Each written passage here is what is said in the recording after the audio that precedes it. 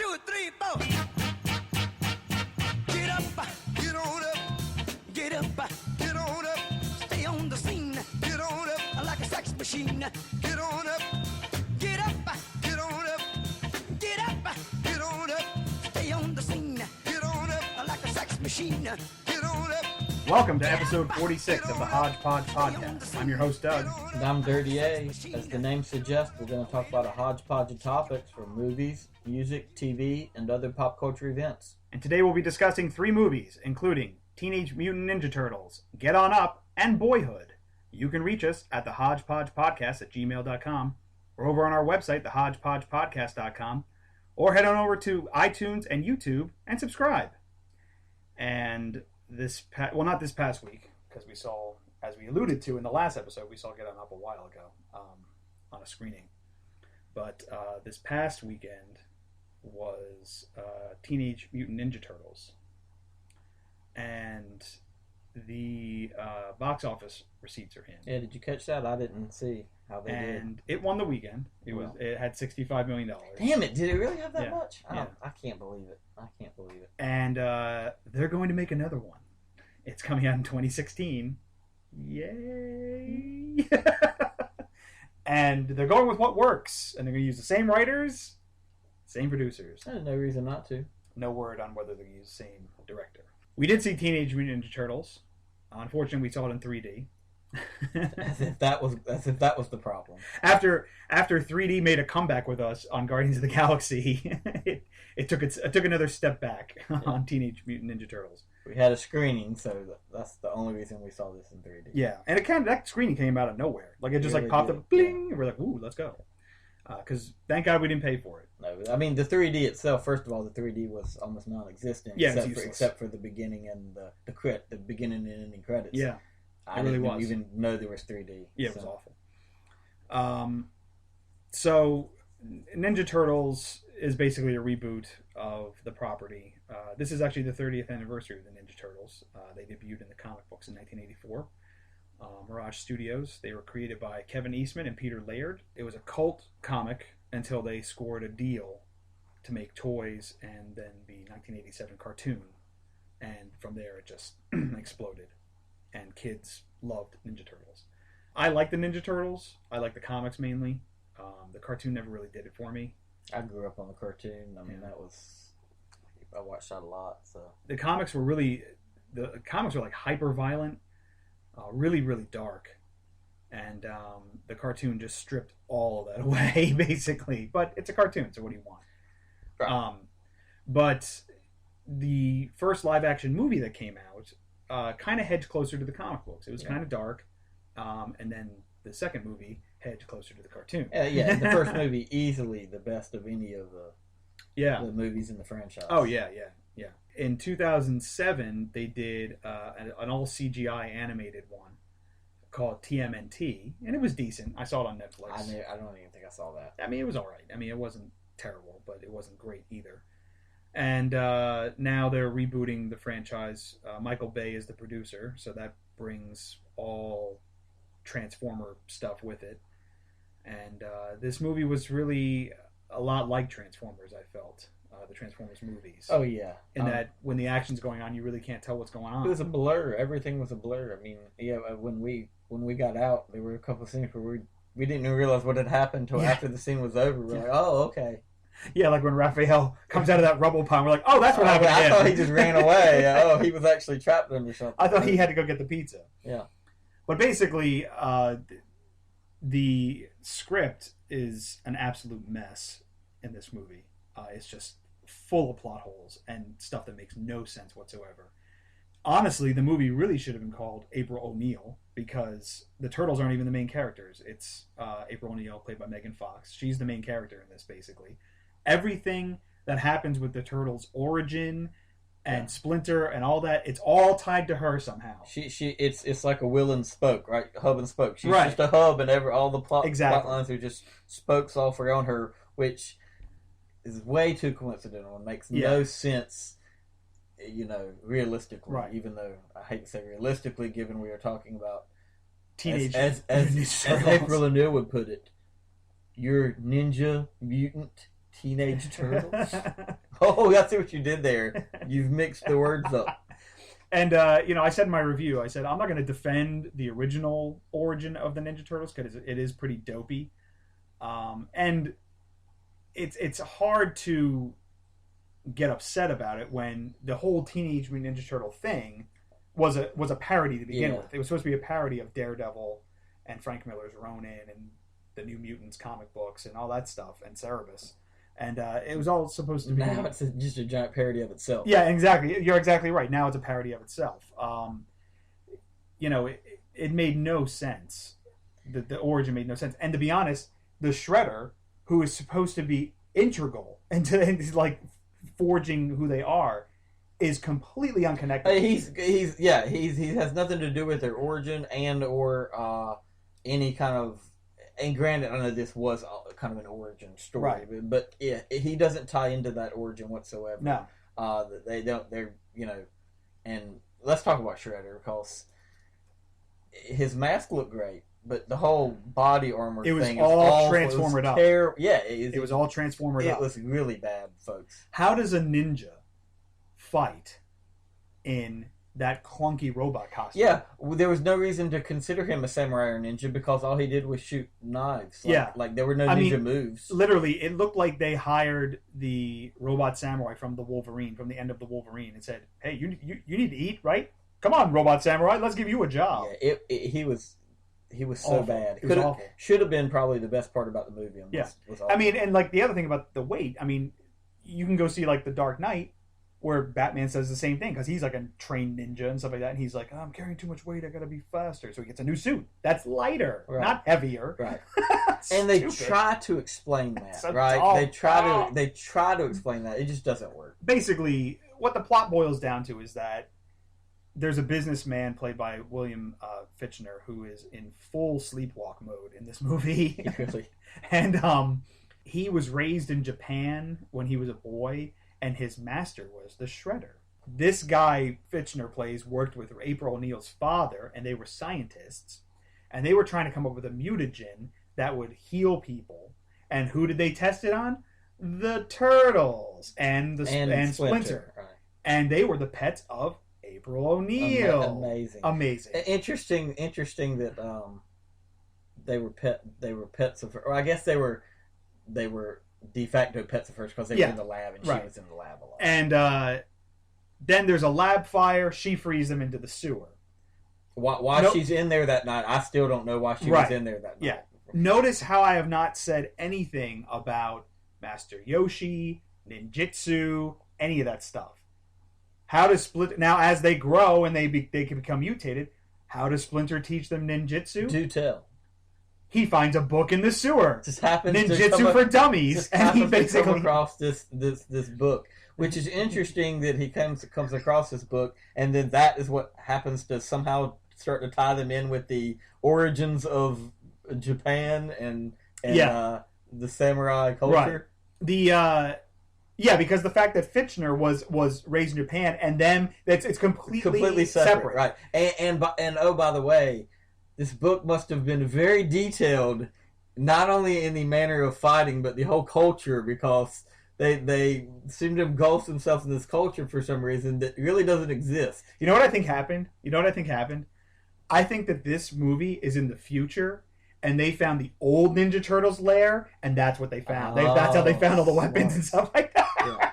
So I mean, and a friend of ours pointed out, well, this movie is obviously made for kids. And I'd say that's true, but again, there are good kids movies and there are bad movies, bad kids movies. Right. And this is as we discovered earlier this summer. And then you mentioned I don't remember his name anymore.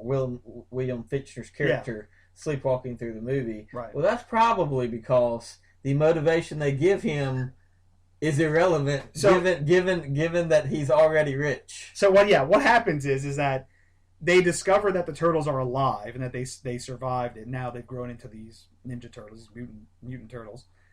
And so now Fichtner wants to get the mutagen that's in their blood And then he wants to basically create like a fake virus or like, a Oh, fake scare. A real virus. A real virus, but then he'll come in and save the day. Right, it's like a fake scare. And this has been done several times in sci-fi movies. And it's fine. Like and that's fine. But then they're like, why would you do that? And first of all, the Shredder's involved because he wants notoriety, power, he says or something. Power. But he's like, no one cares about the Foot Clan anymore. Well, we'll show them.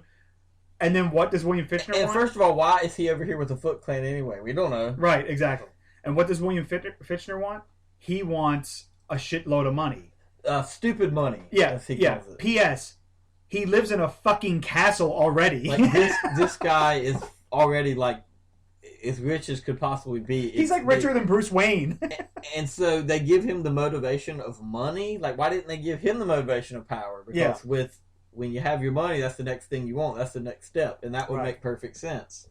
Or don't make him rich at all because he was just a scientist to begin with. Exactly. That would have worked better. Him being rich served no purpose in the movie. It didn't drive the plot along. Yeah, it would have been better if they made him like Baxter Stockman, the guy who made the Mousers and stuff like that. And then he's like poor and he can't help it. And then he teams up with the Shredder, and the Shredder goes, "Oh, well, we can use this," and that would have worked better. Right. But like I'm some kind of writer or something. And also, and I guess this could just boil down to he was the business partner of their little endeavor. I guess you made it think like they worked on the stuff together, right? And if that's the case, he wouldn't have been such a savvy businessman. He would have been more of an egghead kind of guy. But whatever. Anyway, so it's a mess. It's a huge mess. But in saying that, the one thing that they actually did get right were the turtles themselves. The character, yes, the traits, the look is still a little. The look kind of grew on me a little bit. I mean, I still don't like it as much as I like the previous looks. I don't think it's terrible, but it still, you could have done so much better. That I can't say that it grew. Yeah, on me. I mean, it grew on me a little bit throughout the movie. Their fucking nose grew. Yeah, that's right. They have noses and lips, which makes no sense. But anyway, but the turtles are actually fun themselves. Yeah, when they're actually on screen. Yeah, right. Mikey's great. Michelangelo's great. He's real funny. One of the funniest parts is when she takes a picture of them and they just freeze and like, I think that was a camera flash. And that was funny. That was very funny. Yeah. So they were good. The turtles were good. And actually, Megan Fox is not terrible in this movie. No, she does the best with what they give her. No, given that she's the main plot driver in this movie. Yeah. I mean, she's fine. I didn't look at her on screen and be like, man, she's really fucking this up. Yeah. So she did a good job, and it was. But it's just overall, it's just a problem with the script, and just the direction of it, and the look in some cases. It just wasn't good. Yeah. I gave it a C-, and the only reason why I gave it a C- is because I like the turtles so much. Yeah, when it's not just the turtles having fun, the tone of the movie is just way off and just stupid. No. And the other thing is that plot's bad. The other thing is that Mikey gets like this crush on April, but considering she's almost like kind of like their sister or something, that's kind of gross. That's pretty creepy. Yeah, it's creepy. By the end of the movie, you're like, that's creepy. It's like she didn't remember them, but they for some reason, her. I don't remember being trapped in this fire and freeing these turtles, and they were being experimented on, and all of a sudden these 4 turtles have saved me. I mean that's how it starts out. Is Splinter going, "Oh no, my worst fears have been realized." April O'Neil, like what? No, like come on, no. But yeah, exactly right. It's just it is a little creepy. But I think that comes. If I recall correctly, in the cartoon that was kind of like that a little bit too. Oh, that he had a thing for her. But it was still fun. Like him hitting on her and Oh yeah. Playful. It was still fun. But I can't recommend this movie at all. No, it's not recommended at all. If you really have to see it, wait till it comes on cable. Right. But hey, in 2 years you'll have your chance to see the second one. So you go, Michael Bay. I hope they're not going to do anything different. Why would I? No, they're not. They're going to stick with what makes money. I mean, the die's been cast. It's the way they're going to go with it. Oh yeah. It's not like they can change up the origin story now, which is the big part of the problem here. So. No, they cannot. Let's cut on off to the next one we saw, which was actually we saw previously. So yeah, even previous to Guardians of the Galaxy. Yeah, and this is Get On Up, which is the... Get Up! That's exactly right. Which is the biopic of James Brown, directed by Tate Taylor. Right. Tate Taylor did The Help. Yeah. That was his most recent effort. And this one is starring Chadwick Boseman, and he's phenomenal in this movie. He's fantastic. But he plays James Brown, Mm-hmm. and the story just follows the life of James Brown basically through his music. Yeah. It's not a musical. It does have his music in there, but I wouldn't consider this movie a musical. It doesn't really use the music. It's just there in some places. Yeah. You're right. I mean, it's kind of like Ray in that, right? It's, yeah. It's the music is there, but this is about the man, right? Just in his world of creating music, right? So there are aspects of his life that you may feel are kind of whitewashed or left out of this movie. Yes, but it works because the focus is on the music side of his life. But yeah, this takes you from all the way from when he was a boy to in the mid 90s. The 90s, yeah. It jumps around a lot, and that we'll get into. That's one of my bigger problems. Yeah, I like the movie a lot. I really got into it. Chadwick Boseman is spectacular, and he was so good in this. And when he was first cast, he did a great job in 42. Yeah, he was real good in 42. The Jackie Robinson movie. Yeah, that was the Jackie Robinson movie, and he was really great. But the thing is like Jackie Robinson is, as a personality, he's just a guy. No one knows. Right. He doesn't have. There's nothing about his personality that was distinct. James Brown is a very outsized personality. So when they cast him in it, I was like, is he now Hollywood's go-to black biopic guy? Because they only cast like 3 black actors in the whole. Yeah, I'm pretty sure if Jamie Foxx hadn't already done Ray, he would have probably been doing this picture. Exactly. So it's like because Hollywood, I've discussed this before on the podcast, but all you have to do is watch The Wire to see how ignored African Americans are in Hollywood, because that whole cast is phenomenal, and you see them now in some stuff, but during that time you didn't see them in any movies or anything like that. But anyway, so that was my fear, and I was like, oh man, I hope he's gonna be. But he is amazing. Knocks it out of the park. He doesn't sing. They use James Brown's actual. It was like Ray, where they use. It's not like Walk the Line where Joaquin Phoenix actually sang in it. They use James Brown's music, but he has got all the moves down. I mean, he looks like James Brown. His voice? He did. Oh, his voice is fantastic. Because in the trailer, I was a little worried because his voice in the trailer seemed to go in and out. Like, it seemed like they used, like, some he sounded like normal. I didn't notice. And then others, it seemed like he was putting the voice on. But throughout the whole movie, it was perfect. And I think part of that maybe that James Brown's voice does kind of go in and out. Because it's almost like he's got... laryngitis, perpetual laryngitis. Yeah. But, I mean, it's immediately when Chadwick was on screen, he lit up the screen. Yeah. He became James Brown, and it was amazing. So it's really about him. It's about the defining moments in his life, which was really when his mother left him, and then also his father abandoned him as well. His father abandoned him too. Was Octavia Spencer really his aunt? I guess she was his aunt. Yeah, she was. That's right. He dropped her off with her because that was a relative that he could leave her with, basically. Right. Yeah. So his mother's played by Viola Davis. Father's played by Lenny James, who was on Low Winter Sun. Yeah. He was on Low Winter Sun. If you don't know what that is, that's probably because you missed a season, and that's why it's not there anymore. Yeah. And Octavia Spencer plays his aunt. Who basically raises him, and she runs a brothel. So he basically was raised in a brothel, and he gets arrested for stealing a suit, and he has a chance encounter with a musician named Bobby Bird, who is played by Nelson Ellis of True Blood fame. I thought I recognized him, but he's so different. The character's so different. It's way different. True Blood. Yeah. He plays. Lafayette, I think it's who is and I don't even watch pretty flamboyantly gay character in True Blood, right? And in this character, he's just a complete reversal. Yeah, it's a complete 180. And acting, yeah, exactly, acting. Well, that's what happens in TV shows though, because they get somebody gets cast in a TV show and then they get typecast like that forever. Yeah, this was very good for him. This was very good for him because he was really good too. Yeah, he was really good.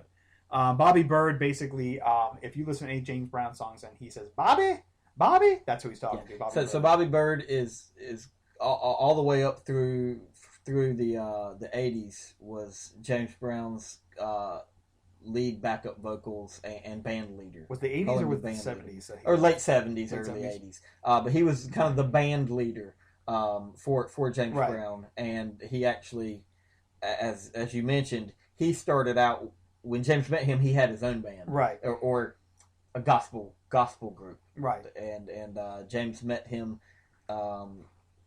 subsequently kind of joined the gospel group. Mm-hmm. We got him out of prison. That's right. Because Bobby Bird gave him a place to stay so that he could get on probation and get out of prison. That's right. And then he joined he got him out of prison, A, to help him out, and B, he had heard him sing. Right. And thought he was right. really phenomenal. They had a little kind of heart-to-heart chat when he was in prison. So anyway, James becomes part of that group and almost immediately kind of flips it on its head a little bit. Yeah. And puts the James Brown spin on it. Yeah, and it becomes more of a soul R&B group. Yeah. After they see Little Richard. And what you discover through the movie later, but becomes immediately apparent to the audience is that Bobby Bird recognizes what James Brown has, the talent that he has, right, and that he's going to take these people places. Right. So he kind of hitches his wagon to James Brown. Yeah. And he calls him a genius throughout the movie and stuff like that.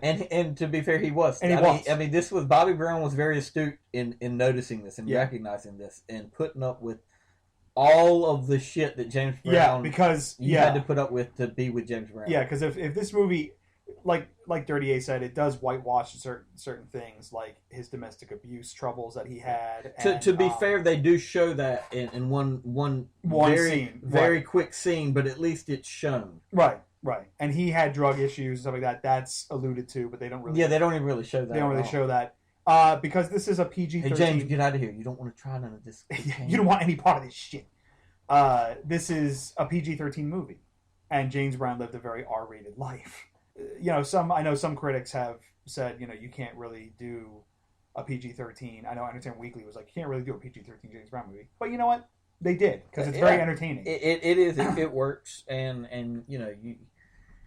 if you're going to kind of brush over some of the sketchy parts of a iconic person like this, they did it right. This is the way you do it. You don't really feel like that anything's left out, but if you pick it apart later, you realize. Kind of kills our argument against Queen, though, doesn't it? A little bit. Maybe a little bit. But we'll have to see.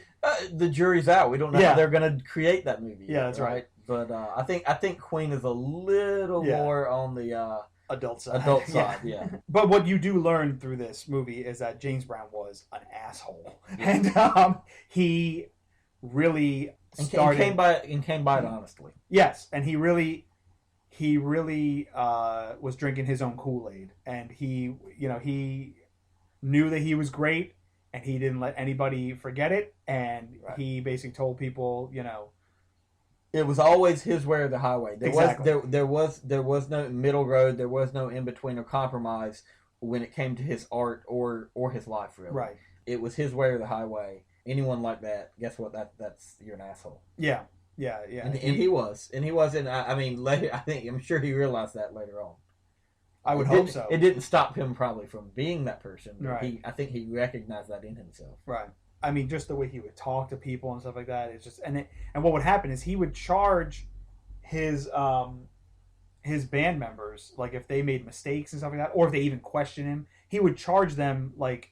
He would subtract from their salary. Right, yeah, like he would fine them basically. Yeah. I mean, he was unbelievable. Other great actors or jobs in this movie. Dan Aykroyd's in this. I love that dynamic between Aykroyd and Boseman. He played Ben Bart, who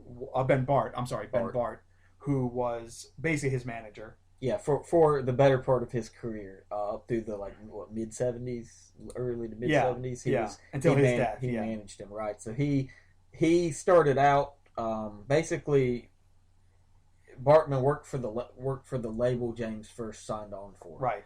And later, because James Brown is James Brown, Right. he convinced Bart to, hey, just come back me solely. We don't need any of this, other people dipping their hands in my money, right? Right. So you just come with me and work with, focus all your attention on me, which he does. And you can tell they have a great working relationship and a friendship. Yeah.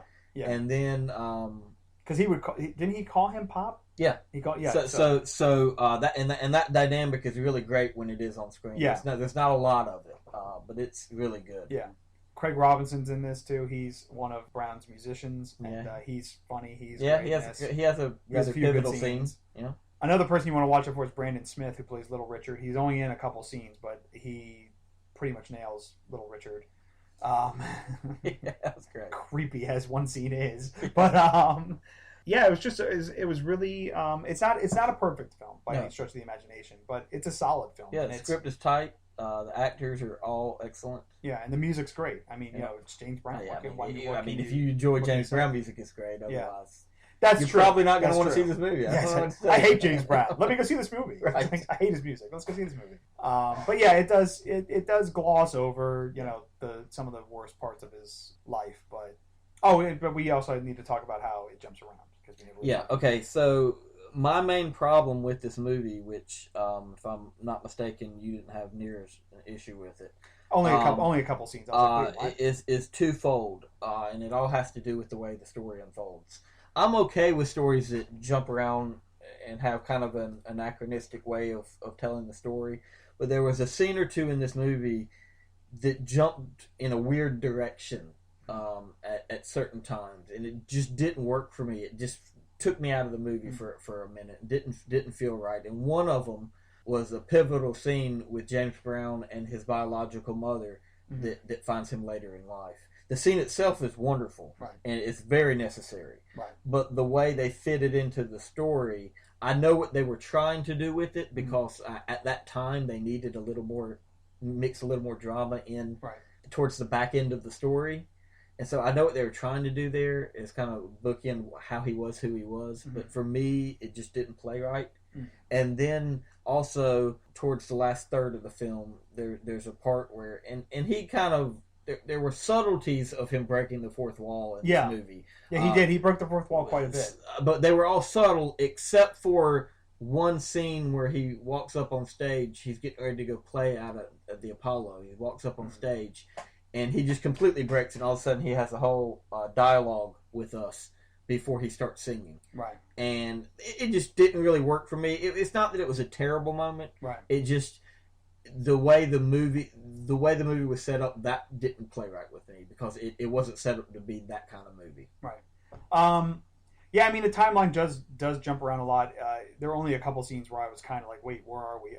Because like it would jump to points where like he was an adult to where he was an adult, and you're just like, wait, I don't know where we are. Yeah, because when it was just kind of moving along, it gave you a time and a place. Right. It say it's this date, this time. You're like, right. And then when it jumps back, it never really lets you know.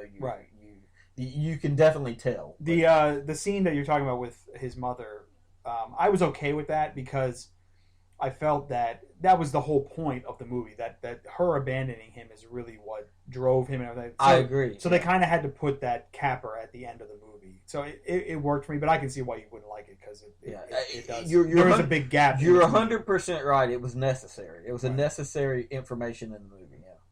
Yeah. As far as him talking to the fourth wall, breaking the fourth wall and stuff like that, I was okay with that too. They do it much, much better in this than Clint Eastwood did in Jersey Boys. Oh, in Jersey Boys, sure, it was, that's true. It didn't work as much. But in Jersey Boys, at least it was consistent. Yeah, like they set it up where this is going to happen. Right. And this movie, this one piece, it just happens inexplicably for no real reason. The dialogue that he gives in this part where he breaks the fourth wall, it's actually the exposition of it has already been told. You already know. Mm-hmm. It's already been given, so it was almost irrelevant. Right. No. But again, that's not to detract so much from the movie that you shouldn't see it. It's still a very good movie. I liked it. So yeah, definitely check out Get On Up. Get on up to the Get theater. on up to see Get on up. But go see Guardians of the Galaxy first. Guardian of to see. No. You're not making any sense at all. That was the point. I know. I saw Reggie Watts last night. What do you want? I'm sorry. How was that? It was great. Cool. Talk about that later. We'll do a whole thing on that. Oh, good. We will. And I won't talk because I didn't go. You schmuck. Well, you missed out. No, I didn't. Oh, you did. No. Anyway, Get On Up. Really good. See it. Yes. Finally, there was a movie that we saw. I just saw this yesterday. Dirty A saw it last week. And it's getting a lot of critical buzz. Wish I Were Here? Not quite. Not quite. It's getting a lot of critical buzz. And it is currently at 100% on Rotten Tomatoes, I think, and 100% on Metacritic. Which is just like unheard impossible. of. Which is just unheard of. And that movie is Richard Linklater's Boyhood. And if you're not familiar with Richard Linklater, he's most notable for his movies with Ethan Hawke and Julia Delphi. The before series. Before Sunset, after before sunrise, before sunrise, before sunset, and after midnight. No, it's or before midnight. midnight. Yeah. So it's after sunset and before midnight. No, they're all before. Are they all? I don't think before. they're all before. They're before. Yeah. Look it up. It's all I'll before. look it up. It's all before. That's why they call it the Before series, or trilogy, or whatever they call it. Oh, so now you don't know. That's what Ethan Hawke calls it. So anyway, that's what he's known for. He also did School Rock. Yes, which the reason I mention that though is because this movie is set up a lot like those yes, movies. it is the way the story's told. Yes, basically, what Boyhood is that for 39 days over the last 12 years, this is real time. Real time. Linklater has filmed this movie. And basically, he has the same cast throughout the whole movie, and you watch them age in real time. Like, not in real time, but throughout the movie, you watch them age naturally. Natural age, the real life age. Right. It started. The main character is named Mason, and he's played by a kid named Eller Coltrane. And basically, Linklater cast this kid when he was 6 years old. That name is pretentious as his character becomes in this movie. Nice. We just spoiled the intro again. You got to build to that. You don't give it all away. You don't give it all away. He was cast at 6 years old, and basically he finishes the movie when he's 18. And it follows his... It's not a documentary. No. It feels like a documentary, Yeah. but it's not a documentary. This is a fictional story. His parents are played by Ethan Hawke and Patricia Arquette. His sister Samantha is played by Linklater's daughter, Lorelai. Yeah, Lorelai. A girl. A girl. And there's other characters who you see age right, like his grandmother and stuff like that, you know. But this is the main foursome. And Dirty A pointed out to me before I went to go see it, after he had seen it, the movie really should have been called Family, because it really focuses more on the four of them and not just Mason, especially the first half. Yeah, I mean it's there's no special attention or focus on the boy at all. Really, yeah, and what Linklater has done here, it's an amazing feat of movie making. I mean, it's really incredible that you have this movie, this story that spans 12 years and the characters age in real time. That's amazing. And by the way, the feel of the movie in doing that is also amazing, because you don't know, it might as well have been different actors. Like, yeah, it's not jarring. Just filmed in 2 months. Yeah, there's no. It's not jarring at all. I see the jump here. Yeah, it's not jarring at all. It's very natural. It feels very natural. So do the scenes. However, I think what critics are getting all wrapped up in is how he did it, the scope of the project, which is incredible. It's amazing. It's fantastic. But the question I asked when I posted my review is the movie any good? And it is. Yeah, good. But it's not as amazing as the reviews would lead you to believe. I'll use the word safe. It is. It's very safe. It's a very safe movie. Very safe plot. Yeah, but there is no plot. Well, plot. I mean, this movie. The plot is fully encompassed in the title. Boyhood. Right. It's the plot is the growing up, right, coming of age. Apparently, but there's nothing in between. But see, here's the thing that you're talking about, that it doesn't focus on him so much as the family. He was originally going to call it 12 years, but then 12 Years a Slave came out. And he was like, "Oh, I can't do that. That would take a little different tone." Yeah, but 12 years is really what the movie is. It is. That is the idea. That's of the really movie. what it is. Which again is more of gives you more the feel of a documentary than a feature film. Yeah, exactly. And don't get me wrong, he should have gone with 12 Years a Boy. There you go. 12 Years of Family. Don't get me wrong, it's a good movie. It is. But when you see these reviews, you expect it to be your mind to be blown. Yeah, I mean, given that it's not only 100% on Rotten Tomatoes, but Metacritic is giving it 100%. Yeah. That's the best of the best. Is giving it a 100% rating. Yeah. You expect to be blown away, and it's a very solid movie, right? Technically and plot wise, but there's nothing special about it. There's no wow factor here, right? No, and there's no. If you want to watch a really, really great review that kind of picks it apart, I shouldn't. Well, I wouldn't say they're our competition because we have nowhere near the fan base they have. But go check out Red Letter Media. Okay. They do Half in the Bag, and they really have. They have a lot of the same critiques about it that I have, and I think 38 has too. But they really make it succinct. And again, we'll sit here and pick it apart a little bit on this review, but. Again, if it wasn't getting the buzz that it was, we would come out saying that was a good movie. Yeah, it's like you said. If he hadn't done it the way he did it, nobody would give a crap about So what's happened here? What I believe has happened here with all the critics and the buzz around this movie is that what Richard Linklater created here was this perfect storm of this quote unquote new technique to tell the story. As well as such a solid movie that it gets boxed in to where it's almost impossible for anyone to give it a bad review.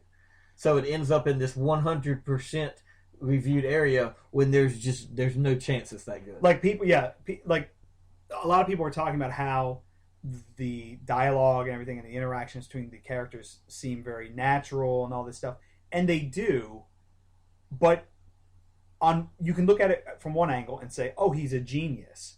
But you could also look at it from another angle and say, oh, this script is shitty. Because, especially when the kid gets older, there's a lot of you can feel a lot of Richard Linklater's philosophical mumbo-jumbo getting into it. And then a lot of the conversations that the kid has with some people are stilted. They feel very stilted. Like, especially his girlfriend. At the time, she's not that great an actress. She's okay, but I mean borderline. Yeah, okay. But the conversations he has with her are like these supposed to be like these real deep conversations, stuff like that, and like but they feel very stilted. Like you can tell that this girl is not really like a super actress. And stuff like Let me ask you this first though. Yeah. Have you seen all the movies in the before? No, I saw the first two. I haven't seen the last one. But to me, this kind of leads into how I feel about this movie as well. The one of the two of them, the one I like the best is the second one. Yeah, because there's actually conflict. Because they have a history that leads to conflict, and in this movie there isn't a lot of conflict. Yeah, and that's what I was leading into, is that Linklater in that series and in this movie, it's a very particular type of storytelling. Yeah, and life isn't always about conflict. Although given this a 12-year period, there should be more. But if you're not keen on that type of storytelling, you're going to be bored out of your wits in this movie and in any of these before series movies. Right. You're just going to be bored. If you can pick more upon the subtleties, emotional subtleties, call it, and just more of the human nature aspect of a movie, you'll have a lot more enjoyment out of those movies and this movie. Yeah. Because it's the same style of movie. But Yeah. I agree with you fully. This movie is lacking in the drama department when there could easily be drama here. Again, this isn't a documentary. He can do whatever he wants to with this material. And that's kind of the problem I had with it. It's like a lot of the scenes are a lot of build up to no payoff. Yeah. There's more than one scene where you're sitting there, you're expecting something to happen, like nothing, something. Yeah. But then it just cuts to the next scene. And then the other thing, and then what a lot of the critics are saying is like, oh, but that subverts your expectations because that's how life is. No, shit happens in life. Yeah. Like one of the points I made in my review is I was like, this kid's pretty active. He rides his bike all over the place. You never once see the kid with a cast on his arm. He never broke his arm once. I've never broken my arm. There you go. So good for you. I have, and then I broke my wrist doing something else. I'm just saying. But stuff. It's not something that like would be that major. It's like I'm not saying like we just found out mom has cancer. Oh my god, this just happened. It doesn't have to be a lot of melodrama, but just stuff happens. Like he has an altercation in the bathroom when he's like in middle school, I guess, with these bullies. But that's it. And it goes nowhere. Yeah. It's not like this kid tortures him throughout middle school and it's just like he pushes him once. He goes, "You're an asshole," and he walks out. And it's like the end. It's like that, but that kind of leads into his character later, right? Who he becomes later, because he is kind of antisocial. He is guy later, so it does play into that. But and there is one big melodramatic scene in this movie. Yeah, it's very tense, but as you call it, cliche. It was a little cliche, just because if Linklater is subverting all our expectations and everything with this, why do you go to the drunk stepfather? But again, that scene is not about the boy. It's about more about the mother. More about the mother. Yeah. And that's what I was finding as I was watching this. I'm like, I would much rather see a movie about either Ethan Hawke or Patricia Arquette. And as we discussed, the best, I guess we'll call it the best scenes in the movie, for lack of a better word, or when Ethan Hawke's on screen. And he's a way up for a lot of it. Yeah. Because he's the biological father who is they're divorced, so he only sees... They're divorced from the beginning. Yeah, like they're already Splitsville from the beginning. So, but when he's on, he lights up the screen when he's on. Oh yeah, he does. He brings this charisma and energy to the screen when he's on it. And it's like you said, that's probably just because they're doing stuff when he's on the screen. Exactly. As you pointed out, but the kid Coltrane, he's pretty good. I mean, he's decent. He's not amazing, but that's not. It doesn't call for that. Like it doesn't call for like a Dakota Fanning or something like that, right. But he's pretty good. He gave me a real Hayden Christensen vibe. Oh man, he looked just like Hayden Christensen, and that's not good or bad because just is. I'm not one of those people that sits here and blames the prequels on Hayden Christensen. He didn't write that shit, right? So it's not his fault. He just did what George Lucas told him to do. Yeah. So the kid's pretty good. Linklater's daughter, she's shakier. She's okay. She's fine. I liked her better when she was a little girl. She's suitable. Let's say that. Yeah.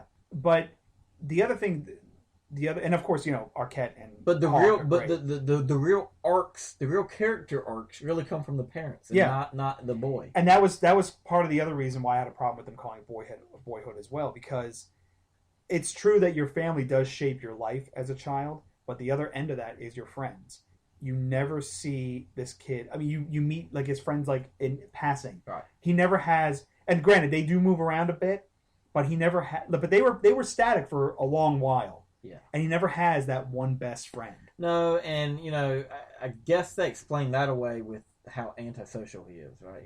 But everyone has someone. Everyone has someone, right. Even in high school. Everybody finds their tribe. If it's somewhere even if it's just that one person to talk about how much you hate all the other people. Exactly. Exactly. Everyone finds their tribe in high school, and even if it's just like you said, even if it's a couple people, and you never met any of his friends really. You never delves into that. Never, and it's just like you never see him develop socially. Really, you really only see him develop through the family, and then Linklater. Like I said, he goes to the drunk stepfather, and he doesn't do it once. He does it twice, and it's just like. Now you're just showing her poor life decisions, but yeah, well, I think but the second one was a lot. No, he was a lot better. He was just he was just more. He wasn't an angry drunk. Yeah, he wasn't angry. He was just more fed up. Yeah, and like I said, but he was also the one who. But I will say this. I know you say he goes to the tank twice on that, but people do that in life. Oh no, that's true. They draw themselves to this personality. But the thing is, you can argue he could have done anything in this movie. You could have argued that's life. It doesn't have to be boring just to make it life. It doesn't have to be that. Interesting things do happen to people. Right. So like with the second husband, mm-hmm. I expected to see a lot more tension on screen a lot more conflict between the boy and he. Oh, because he was a teenager at that point. Yeah, because he was a teenager at that point, and you get the one scene where he's outside waiting for him at night. Right. That's kind of it. But see, the thing is that guy at least tried to make a connection with him because he agreed. I'm not saying that the guy was bad, but just you expect some butting heads just because, right? He's a real man's man, and Mason is more of an artistic type. The end of the movie plays real well for me. The culmination of who Mason is. In that, and not to give anything away, but there's a breakup. Yeah. And the way that's played out. I like how that was true for me. I like how that played out. It's this antisocial kid who you already know doesn't have many friends. Right. Let alone hard enough for him to communicate with women. Right. And even though his father tried to give him all the advice he could. Right. He's a very pretentious kid with this I don't give a fuck attitude. Yeah. And you can tell that this has affected him, yeah, and that he's bummed about it. Yeah, but at the same time, this movie could have run forever because there is no cap on the end to say could have called it 30 years. Yeah, and just kept on going with. This could have gone on forever. There is something at the end of the movie that I thought was going to be a cap on it, but was not. And what happens is. Mason goes away to school, and his parents don't even drive him, don't even go with him. That's odd. I mean, I know he's got his own car, but that's odd that they don't go with him. I guess. I mean, with his personality, I would assume he would say, "I'm going on my own anyway." I guess, but so he goes to college, and he meets his roommate, and this girl. I guess a neighbor, a dorm neighbor comes in. The friend of the girl, the roommate's girlfriend's friend. Right. There it is. So he meets this other girl, and she says her name's Nicole. And that was relevant to me because earlier in the movie, when he was much younger, there was a scene where the first stepfather, had his head shaved, basically, because he had longish hair. So he had his head shaved, and it was one of the more embarrassing moments for him. And he had to go to school, and of course the kids were laughing, and but that didn't seem as bad as it could have been. Right. But then this little girl passes him a note, and she says, "Mason, I like your hair," and she puts a smiley face because she's being serious. And Nicole, and so I thought that girl in college was going to be her, and she should all say something like you don't remember me or something like that. And people may say that is, that would never happen. Bullshit. It would happen because they went to school in state, and that shit happens all the time. I've got friends in New York who know people that I knew in high school and elementary school. They have no connection, and they didn't meet through me. Like you met Matt through me, right. But they have no connection, but yet they know each other. And I'm just like, and they live in New York, for Christ's sakes. So it's just like 8 million fucking people. Oh yeah, that wouldn't have been that wouldn't have been that big a stretch. So I think that would have been a nice cap to it. Now, if you go to IMDb, you see there's only one character named Nicole, one actress named Nicole. So maybe it's the same girl. I don't know, but let me say this: regardless of whether that did or didn't happen, you'd still have the same troubles with the movie. Oh no, of course. Yeah. But at least there would have been a nice little capper on the end of it to say, oh, well, this right. could this could be good. And there, I mean, in a way, it is a nice little cap because he meets this girl who kind of can relate to him more. That's the idea. Than the girl from high school. It's still a cap. It's just, I think it's just not as tied up in a pretty code. Maybe as you'd like to see it. But. Yeah, I think it would have worked a lot better if he had done it like that. And if he'd gone to school in like fucking Montana or something, that's okay. Well, that's one thing. Right. It's like then that's different. But they're in state, and it's completely believable that could have happened. But the people you really care about become more involved with are the parents. Yeah, totally. In this movie, you kind of want to know what happened more with them. Yeah, for sure. At least that's how I felt about it. Right. They should have made Julie Delphi the mother, and then and then it all ties together. It all ties together. They got 3 movies in front that really lead into it. And boy, oh boy, are they pretentious in those movies. So it would really work here. But I mean, because the kid is not, he's just a kid. He's not, and that's fine. But it's like, if I'm going to a movie, I want to be entertained. I mean, they could call this boring. Yeah, I mean, even a documentary has, a framing device, a narrative framing device that it adheres to, and again, at the same time, I was watching it, I was engaged throughout. Right, I liked it. It's not like I felt disconnected at any real moment. It's just it could have had some more drama. Yeah, it could have been the movie that the critics are making you believe it is. Yeah, and it just isn't. But it's a solid movie. It's a solid movie. It's still worth seeing, especially if you're a fan of like the before series or trilogy. Yeah. I enjoyed those. I don't think they're. I don't know that I believe that they're the masterpieces that a lot of people think they are either. But I still enjoy watching them and enjoy the reason why they're made. Right. And I believe this is in that same vein of movie. So it's not, we tore it down a little bit here, but it's a really good movie. It's just getting so much buzz. It's getting a lot it's overpraised. It is overpraised because it's just good. It's not great. Right. So that's Boyhood. And real quickly before we wrap up, I want to turn our attention to a movie that I saw just last night, and this is a strong recommendation for our audience. And you actually watched it this morning. I did. This is a movie that came out last year. It's on Netflix now if you want to watch it. Yeah, it premiered at South by Southwest last year. Yeah, and it was an indie movie. It got a lot of critical buzz, but nothing really happened with it as far as awards and stuff like that. It's called Short Term 12, and it stars Brie Larson as a supervisor at this group home for troubled kids. And basically, what happens is a new girl comes to the home, and that starts to.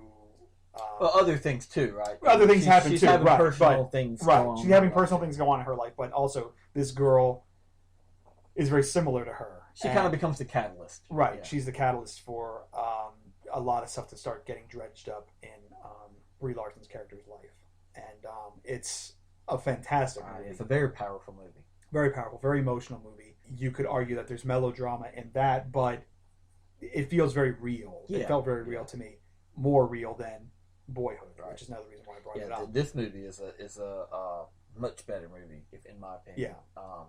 It's got all the elements there. The cast is awesome. Yeah. It's a great cast of people here. The story is amazing and very emotional.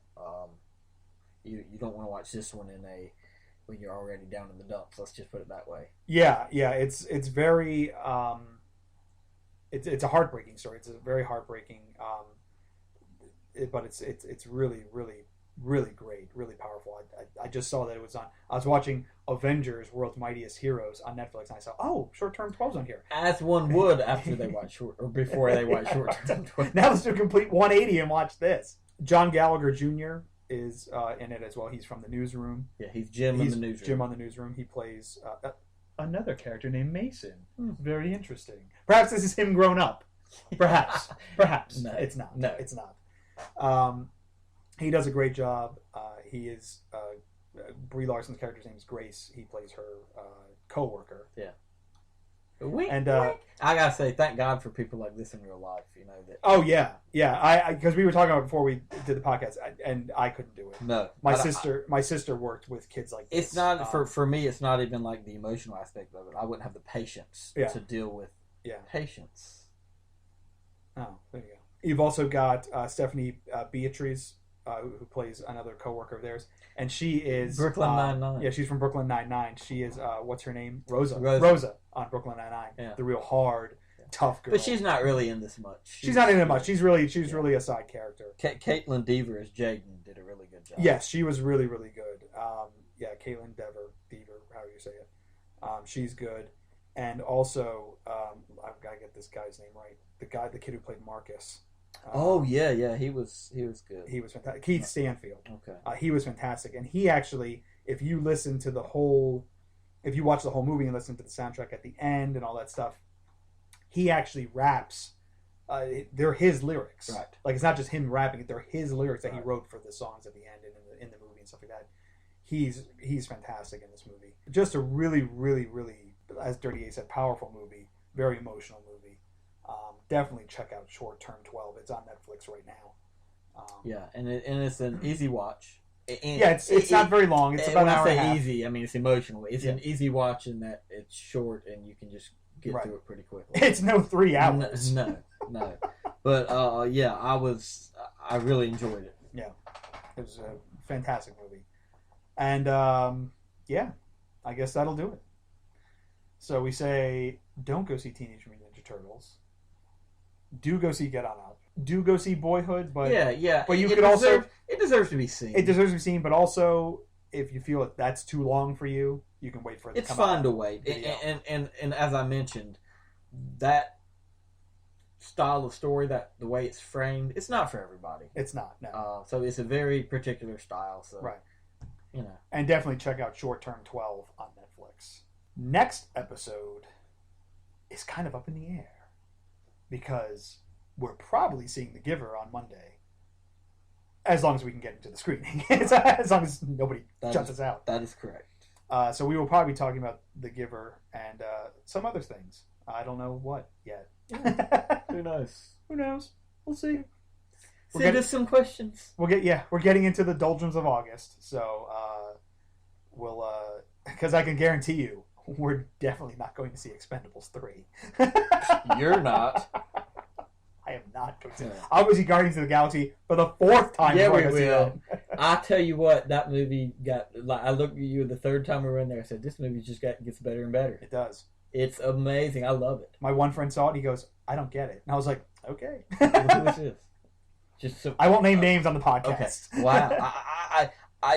I love it so much. I mean, it's slowly creeping up to be one of my favorite movies. I mean, it is, to me, so good. It's really good, but I didn't say it had to be one of your favorite movies. I know it's really good, but my issues with the plot and stuff like that are, I love the characters. That's really what does it for me. It's just such a fun movie. It is a fun movie. It's a very, very fun movie. Anyway, but that's the movie we still highly recommend. Yes, highly recommend Guardians of the Galaxy. If you haven't seen it yet, I don't know what the fuck's wrong with you. Yeah, definitely go see it. It's a fun time. But thanks for stopping in today. Yeah, and that'll do it. Thanks for listening.